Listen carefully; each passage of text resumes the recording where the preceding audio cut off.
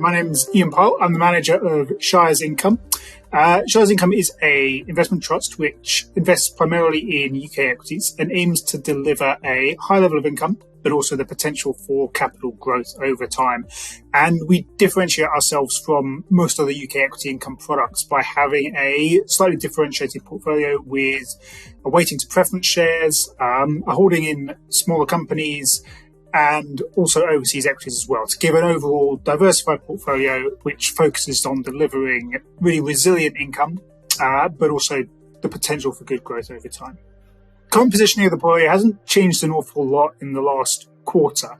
I think the weightings remain as they have for a long time. We've got about 80% of the portfolio in equities, about 20% in preference shares, and that shift has changed slightly over the last year or so as the preference shares have come down in value, reflecting rising bond yields. But within the equity portfolio, we retain a really diversified multi-cap approach to UK equities, and that is diversified by style, by yield, and by sector.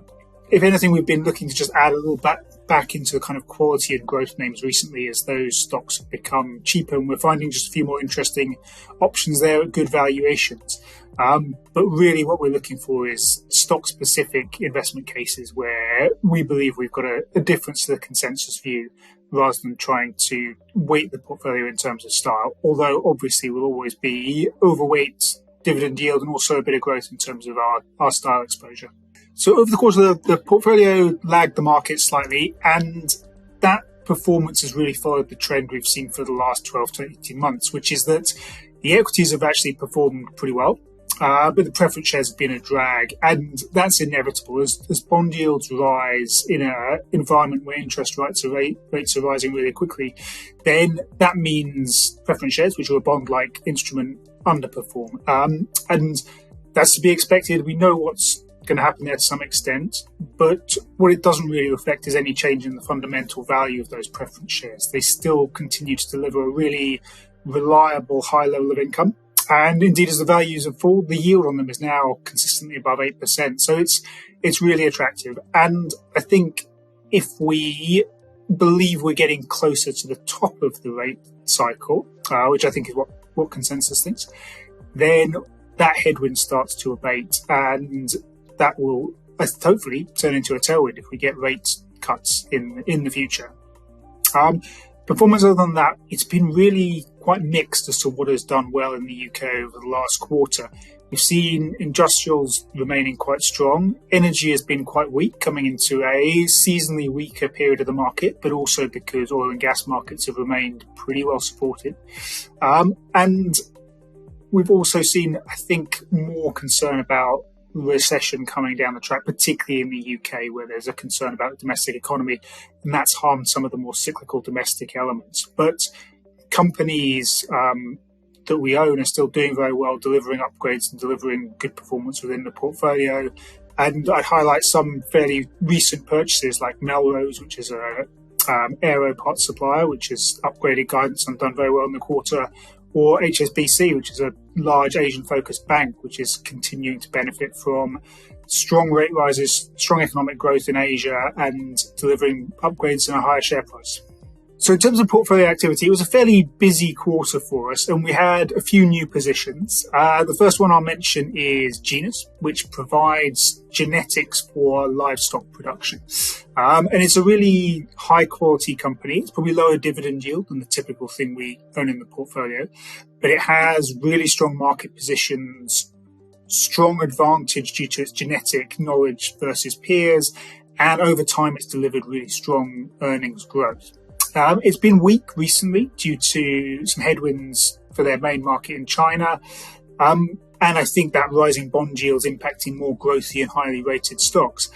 For us, that's a great opportunity to start a position in a company we've really liked for a long time, and where we see a meaningful catalyst coming up in the second half due to their development of disease-resistant genetics for pigs, which could be really valuable for them and their customers.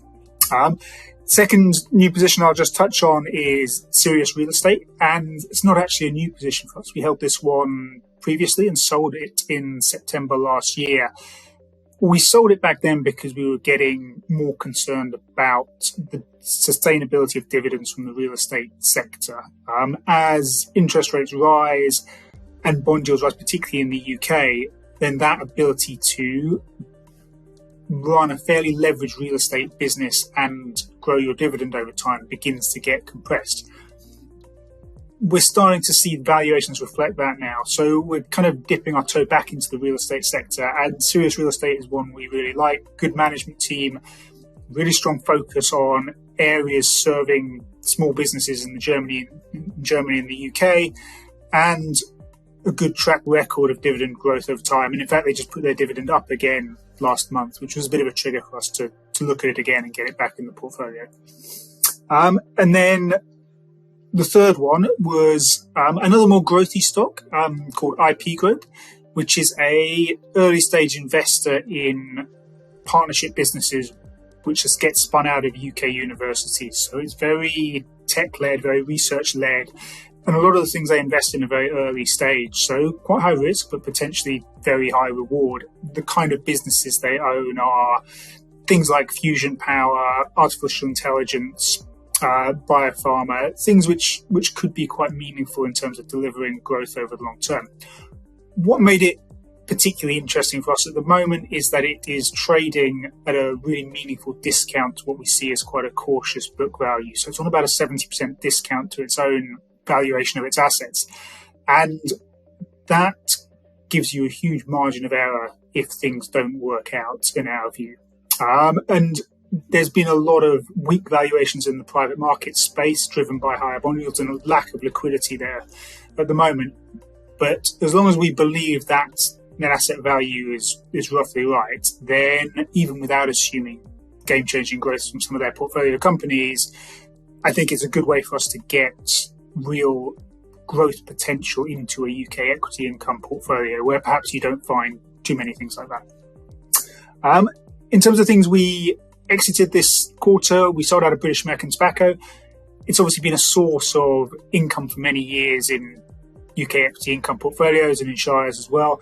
We just see the outlook for that space as being somewhat more challenged, and the ability of the company to protect market share as the market shifts away to some extent from traditional combustible tobacco products is a bit harder. So the dividend, in our view, is a bit more risk, a bit less likely to grow, and so it's time to move on and find other things that can deliver dividend growth.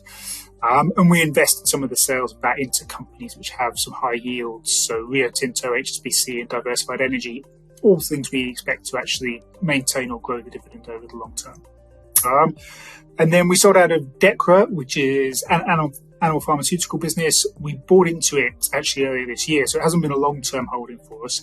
But it was the subject of a bid a few months ago. The shares have traded up, and we've chosen to take profits and move on early, which is nice when you get the opportunity to do that. And good to see, or perhaps not so good to see, another high-quality UK company getting bid for, which I think says something about the valuation of UK equities at the moment. Other trading was a little bit more marginal. One thing we did was in banks, just change our exposure slightly to make our banks exposure a little bit less risky. So we swapped NatWest into Lloyds, and we swapped Nordea into ING and the continental banks. And that reduced risk a little bit, reduced rates leverage slightly. It also was traded in such a way that we picked up dividends from both of those companies as we traded them. So it enhanced income at the same time. So outlook for, let's say, the second half of the year, I think it's a really difficult time to pick direction of economic data and direction of markets.